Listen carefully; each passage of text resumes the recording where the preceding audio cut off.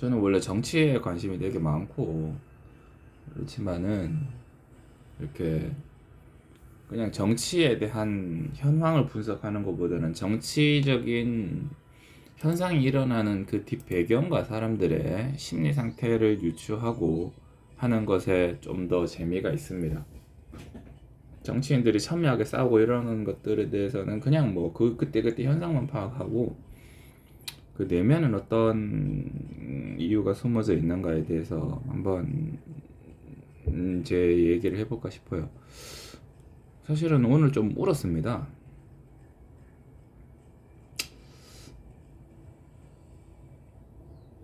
KBS에서 시사기획 창이라고 하는 프로가 있어요. 저는 KBS가 완전히 지금 뭐 문재인 정권의 나팔수 정도로 이제 북한 중국 방송으로 넘어가는 줄 알았는데 아닌 방송들도 꽤 있어요. 이게 생각보다 상당히 가치가 있는 방송들이 꽤 있었습니다. 그래서 보고 깜짝 놀랐는데 그래서 아직까지 제가 KBS에 수신료를 내야 될 이유가 있다면 그 프로 정도가 되겠죠. 그렇습니다. 미얀마에서 이제 군부가 미얀마 시민들을 학살하고 있어요. 그래서 이제 그런 것들을 모르고 있는 사람들이 한국 사람들이 대부분일 겁니다. 근데 우리의 과거였거든요. 우리의 과거였습니다. 그래서 굉장히 참 가슴 아픈 일이 아닐 수 없고요. 그래서 이제 우리가 미얀마보다 더 나은 사람들이 태어나고 더 나은 사람들이 사는 땅일까요? 그렇지 않죠. 우리는 아프리카 사람들보다 우리가 평균적으로 더 똑똑합니까? 그렇다고 말할 수 없습니다. 사람들의 의식은 후진에서 선진으로 자꾸 바뀌어 나가는데 그거는 나라마다 그러한 산통을 겪는 과정이 다 달라요. 산통을 겪는 과정이 다 다르기 때문에 미국은 옛날에 그걸 겪었고 지금 많이 선진되어 있죠. 유럽도 그런 것들을 옛날에 겪었고 많이 선진되어 있습니다. 우리나라는 그 국가들보다는 뒤에 처져 있어요. 뒤에 처져 있지만 지금 미얀마보다는 그러한 성장통을 먼저 겪고 나아갔습니다. 그 요새도 성장통을 겪고 있죠. 왜냐하면 아직까지 후진적인 의식, 그러니까 사람들에게서 단지 돈을 버는 목적이 정확하고 올바른 방식이 아니라 편법을 써서라도 돈만 벌면 된다고 하는 그릇된 자본주의, 올바른 자본주의가 아니라 그릇된 자본주의에서의 돈 많은 목적으로 하는 그러한 편협한 것들이 공산주의적 사고랑 맞물리면서 공산주의에 있는 사람들이 그걸 악용하면서 지금 현재 그러니까 이러한 이러한 체제에서는 반드시 탄압이 들어가야 되죠. 지금 우리나라도 탄압이 엄청나게 일어나고 있는 거죠, 사실은. 미얀마에서는 그 총으로 사람을 쏴서 탄압을 하는 거고, 우리나라는 이렇게 노란 딱지를 붙인다든지, 막 댓글 테러를 한다든지, 감옥에 집어넣는다든지 이런 식으로 탄압을 하고 있는 겁니다. 근데 옛날에는 우리가 총으로 쏴서 탄압을 했다고요. 그렇지만 지금은 그 방식보다는 좀 순화된 방식으로 하고 있죠. 저는 경상도 사람입니다. 경상도 사람이고 5.18 광주 민주화 운동이라고 그러죠. 거기에 대해서 이제 이런저러한 생각들도 많이 했었어요. 그래서 옛날에는 광주 분들이랑 얘기를 해보면 그 사람들이 우리가 생각하는 것 이상으로 이게 굉장히 가슴속에 상처가 많습니다. 그래서 지금 우리가 하는 거는 5.18 건드리지만 5.18 얘기하면 무조건 오 받들어주고 또 받들어주고 그러는 것들이죠. 그런 것들은 그 사람들의 가슴속의 응어리를 전혀 해결해 주지 못해요. 그러니까 그런 식으로 얘기를 하면 그에 반대되는 세력들이 자꾸 다른 소리를 하잖아요. 5.18은 북한군이 개입된 내란이다. 근데 그 얘기 들으면 이제 전라도 사람들 발작하는 거죠. 발작 버튼을 누르는 거죠. 그런 거 아니다. 그런 거 아니라고. 그런데 그러면 이제 사생결단되고 싸우는 수준까지 가는 겁니다. 그래서 양쪽에 있는 두 서로 다른 사상을 가지고 있는 두 진영들도 사실은 사실에 맞게 인정을 하고 가야 되는 겁니다. 그래요. 그래서 이쪽에서는 무분별하게 5.18을 폄훼하고 이쪽에서는 무분별하게 5.18을 신성시하고 둘 다 잘못됐죠. 그래서는 안 되는데. 그렇습니다. 뭐 지금 얘기가 잠깐 샜어요. 근데 미얀마에서 저렇게 이제 민주화 운동이 일어나고 있고 그 과정 중에 많은 사람들이 희생을 받고 있어요. 그래서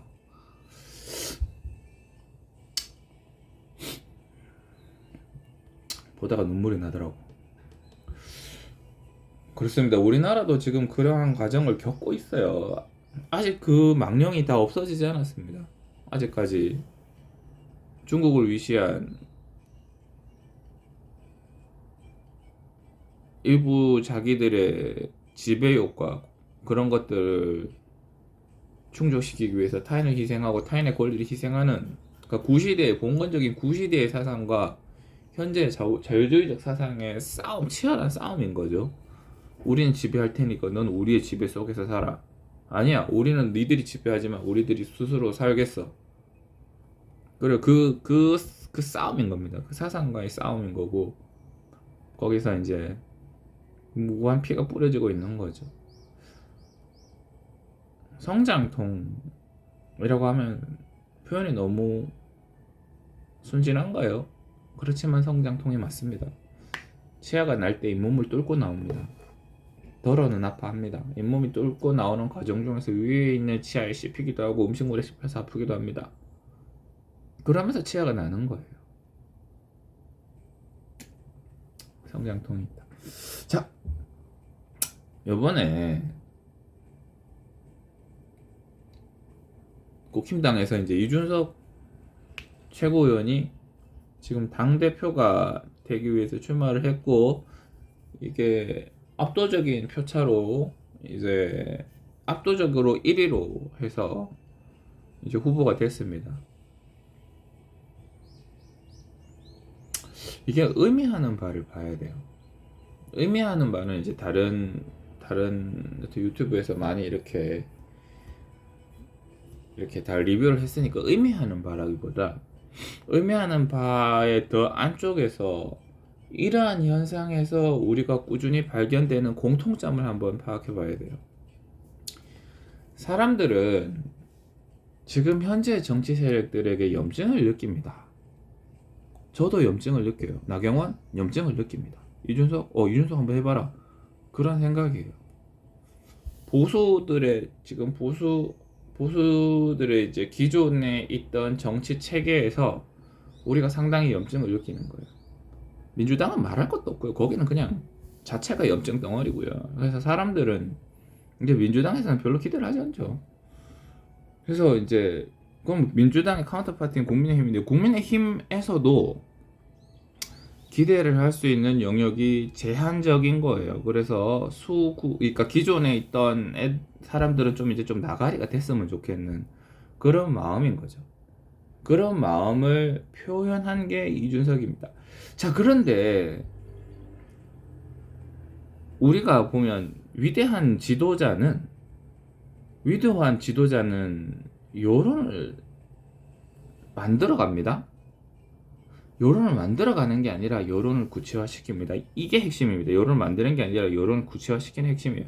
자, 이준석이라고 하는 사람이 없었다고 칩시다. 없었어요. 없어도 뭔가 저 사람들은 싫어. 저 꼰대는 싫어. 민주당은 그냥 모순 덩어리야. 저 내로남불당, 저는 그냥 거의 범죄 집단이다 생각을 하고, 그러면은 이쪽에 있는 국민의힘당에서도 위쪽에 있는 꼰대들이 저 사람들이 과연 바뀔까? 저 사람들 이미 오래 해봤잖아. 이미 30년 40년을 해봤잖아. 30년 40년을 해서 지금 민주당한테 다 내준 거 아니냐. 그 기존에 있던 그 기득권을 놓지 못하고 자기를 내려놓지 못하고, 그래서 지금 감각도 떨어져 있고 그냥 한 자리 해보겠다, 그런 이미지잖아요. 그렇습니다. 이런 거에 염증을 느끼는데 이거를 우리가 구체화할 수가 없는 거예요. 우리 마음속에 이러한 지금 제가 얘기한 것들을 그냥 그런 생각은 하는데, 그냥 그런 것 같아, 그런 느낌이 드는데 이거를 명문화하고 집단적으로 사고를 만들어낼 수는 없는 거죠. 너 그래? 나도 그래. 근데 그거는 술 먹고 친구들이랑 얘기를 하면서 그래 얘기를 하면서 점점 구체화가 되어 갑니다. 그냥 내 마음속에서 그냥 그런 기분이야 했다가 저 사람이랑 얘기를 하면서 그 말이 맞지, 그래.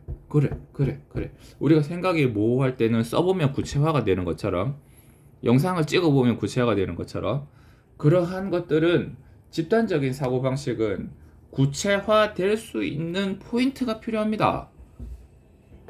구체화될 수 있는 포인트가 지도자인 거죠. 내 생각이 이런데 이게 나만 이렇게 생각하나? 내가 생각하는 걸 뚜렷하게 말은 못하겠다.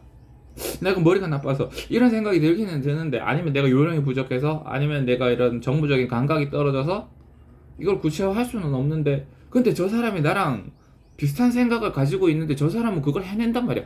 야, 저 사람이야. 저 사람인가 봐. 그게 지도자입니다.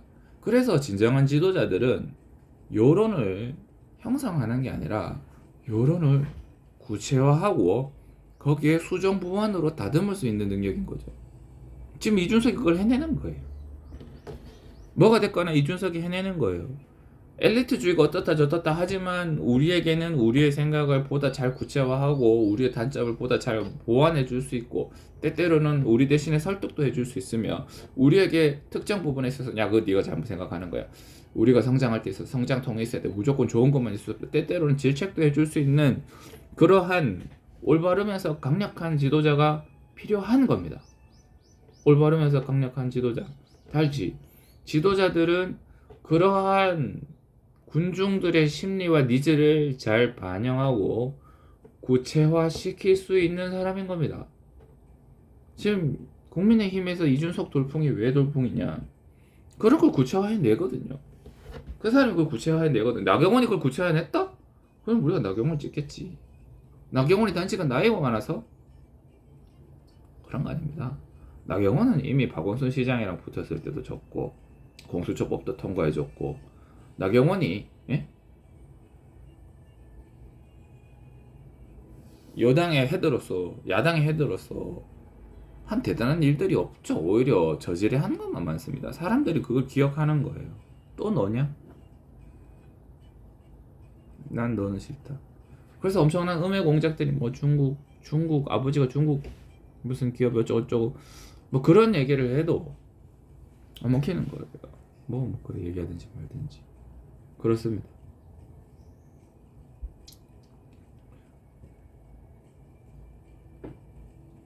그게 우리의 성장통인 거죠. 구세력의 지배권과 신세력이 싸우고 있는 거죠.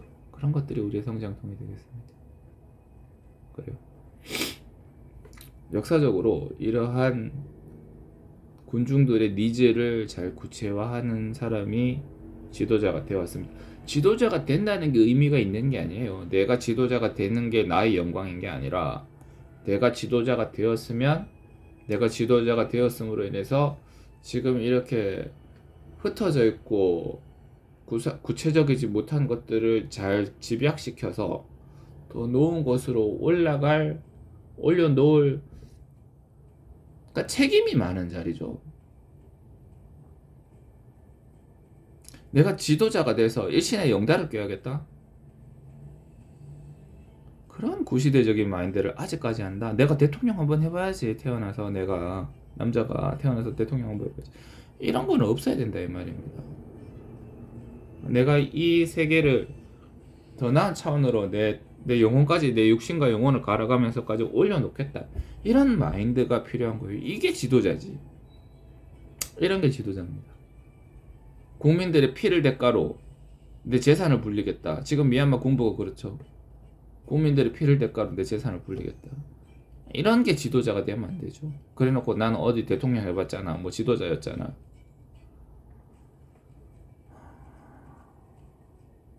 그러한 마인드가 많은 지금 현 한국의 지도층이, 그러니까 이거 퇴보라고밖에 볼 수 없는 거죠. 그렇지만 저는 이것마저도 받아들여야 할 과정으로 본다는 겁니다. 어쩔 수가 없죠. 어쩔 수가 없습니다. 그게 성장통이니까요.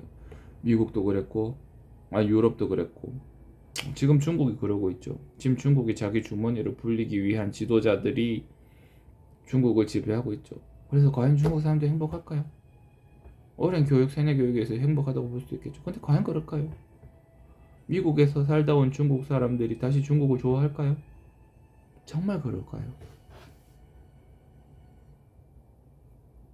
그렇지 않다고 보는 거죠.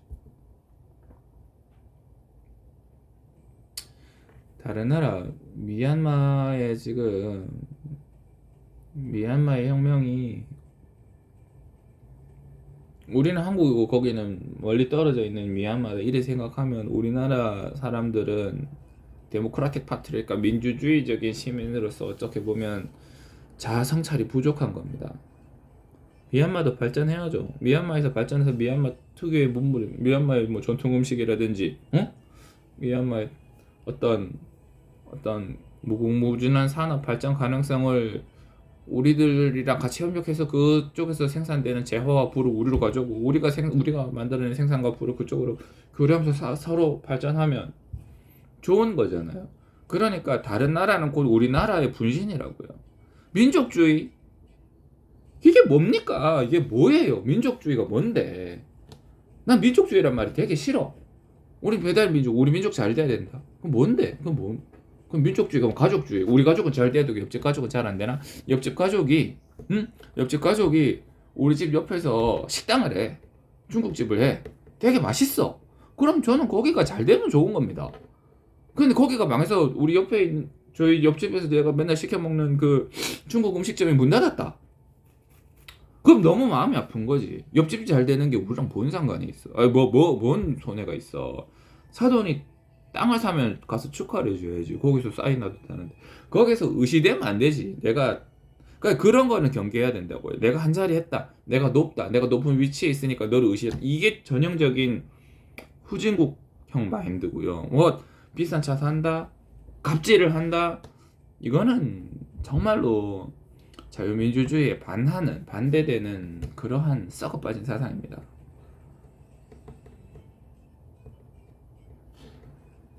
그래요. 저는 한국이 좋아요. 되게 운이 좋다고 생각합니다. 제가 이렇게 운이 좋을 수가 없었어요. 여기 태어났잖아요. 헬조선? 그 헬조선 아니라 지금 미얀마에 태어나서 군부의 그 생존을 위협하는 그 문제를 온몸으로 받아가면서 그렇게 한번 살아보십시오. 지금 한국이 얼마나 행복한지 알 수 있을 거예요.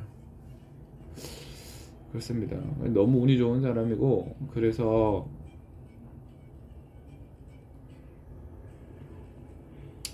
그래서 부채의식이 좀 있어요. 내가 빚을 졌지. 이 지구상에 태어나서 빚을 졌지. 내가 빚을 졌구나.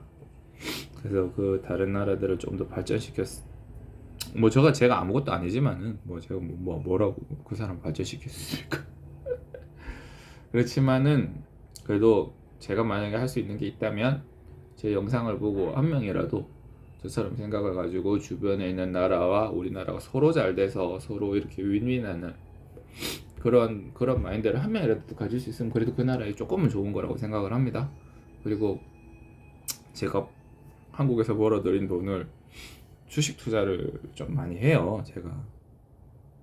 제 돈을 벌겠다 이런 목적은 조금 있고요. 다 제가 이렇게 뿌린 돈이 그쪽 기업의 어떤 자양분이 돼서 그 기업이 더 잘 되면 그 기업에서 더 싼 가격에 더 좋은 제품들을 많이 공급할 수 있을 것이고 그게 세계의 발전에 기여를 하는 거잖아요. 그게 좋은 거죠. 삼성이 잘 발전돼서 삼성의 그 탁월한 핸드폰을 많은 사람들이 저가로 쓸 수 있으면 거기에 내가 1g이라도 일을 했다면 그 삼성 자체로 엄청나게 좋은 일을 한 거고 거기에 내가 1g이라도 도움이 됐다면 저도 좋은 일을 한 겁니다. 애플에 1g이라도 도움이 됐다면 어디에 1g이라도 도움이 됐다면 그게 인류의 기여에 발전에 기여를 하는 거라면 저는 그걸로 많은 일을 하고 있다 이렇게 생각을 하는 거죠. 그렇습니다. 얘기가 좀 샜는데 맨날 되죠. 이제